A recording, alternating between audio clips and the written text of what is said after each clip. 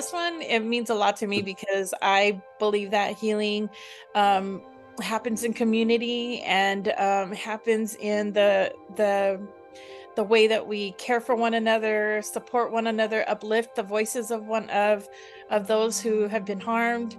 And so I just wanted to acknowledge and just really send positive and good thoughts right now to all those who have been affected by forced sterilizations. It was a joy to collaborate with Sashi on a square for the Survivor quilt. To make our square, Sashi first sent me some possible concepts. Previously, we'd been talking about struggle, and Sashi had written to me, "Everything is a fight, and why should we have to fight?"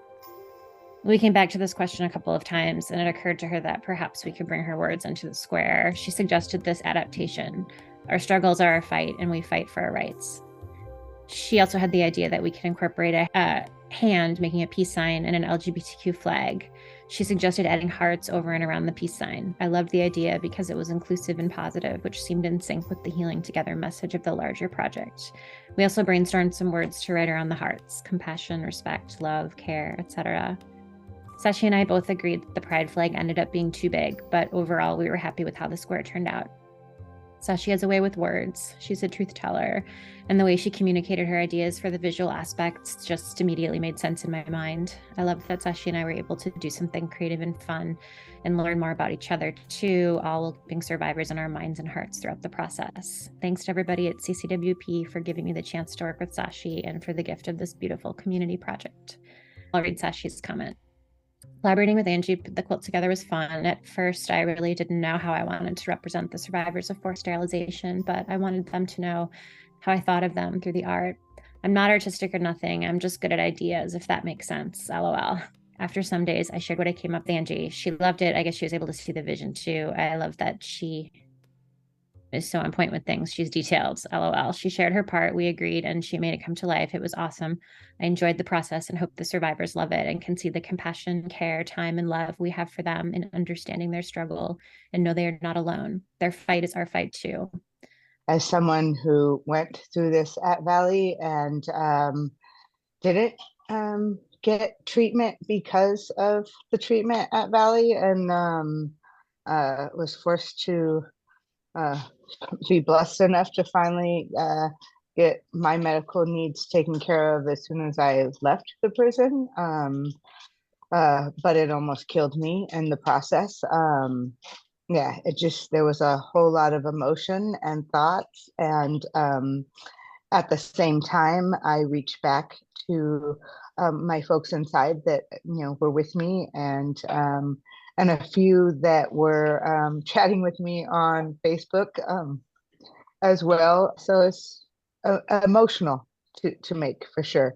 And what stood out the most is like they wanted rage to be bigger. They didn't want that freedom to be as big when I sent the picture inside.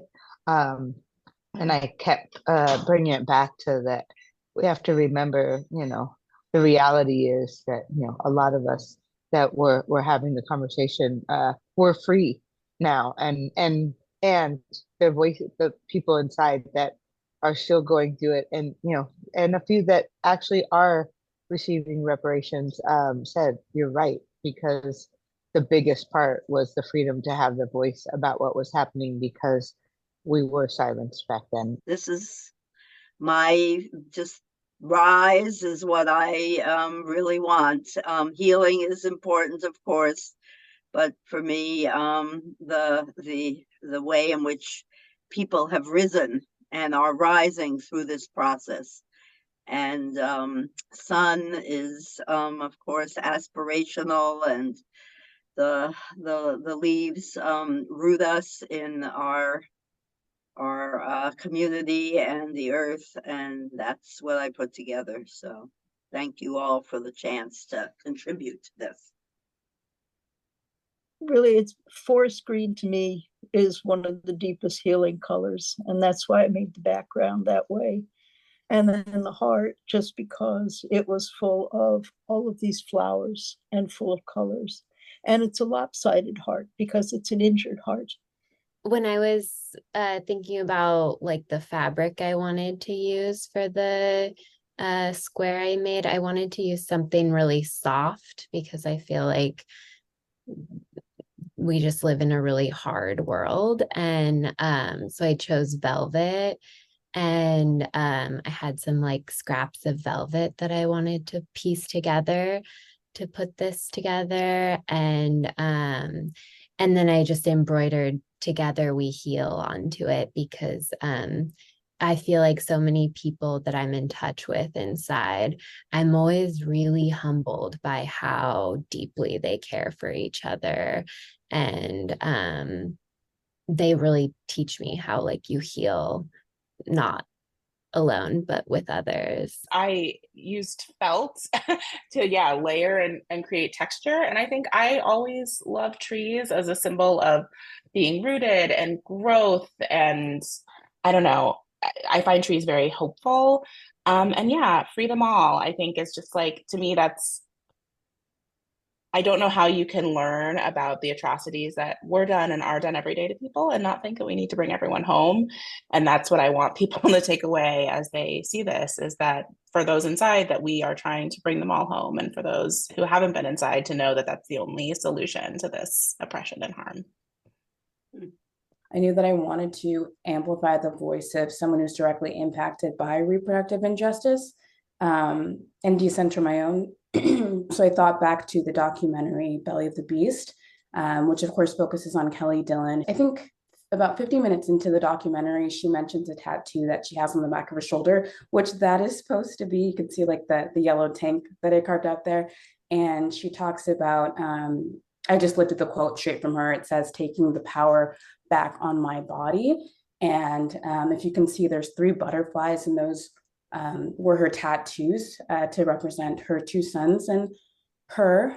And there's also a purple ribbon there to honor both her and all of the survivors of domestic violence who were essentially punished twice inside women's prisons. There's hearts, and I actually just took this, it's a kitchen mat for a plate, and just sketched over this lemon background, which I thought would be good to symbolize the very sour situation and experiences that many people have had in these prisons, and just taking what Kelly and others were able to speak out about, shedding light on that, turning a sour situation into something that hopefully has grown healing. So hopefully the heart, the leaves, the butterflies were able to match that theme. I made this thinking about quilts that we have made in the past for our children when they are born and when they're beginning to grow. And a long time ago, this just dates me, but that's okay. There are many people old enough and some young enough that they will know who Ho Chi Minh is and was. He was one of the great leaders of the Vietnamese people in trying to throw off French colonialism at first, and then American invaders. And he was imprisoned for many, many years in his life. And he said at one point, when the prison doors are open, the real dragon will fly out. So while this is a phoenix rising from the fire, it's also a little bit of a dragon breaking free. And so that's what it is. It's just the warmth and the power of sun and fire, and that people's spirits will survive. I was just inspired by, I was reading a lot of articles and stories from folks who were affected by this, and thinking about the puzzle pieces as kind of a symbol for connectivity and healing together, and also just all the different pieces that went into bringing this to light and the activism and everything. And then the leaves, I just think nature is healing and represents a lot of the things that we're looking at in this quilt. But wow, the whole thing is incredible. I just want to say that I really appreciate everybody's contribution. I think that every bit of work that we do informs women inside that we have rights. And that's the key thing to being able to fight sexual abuse and exploitation of the most vulnerable people, which are people that are locked up. So I just appreciate all the work that everybody does with CCWP. You know, we have an awesome army of people that are trying to change things, and I truly appreciate each and every one of you.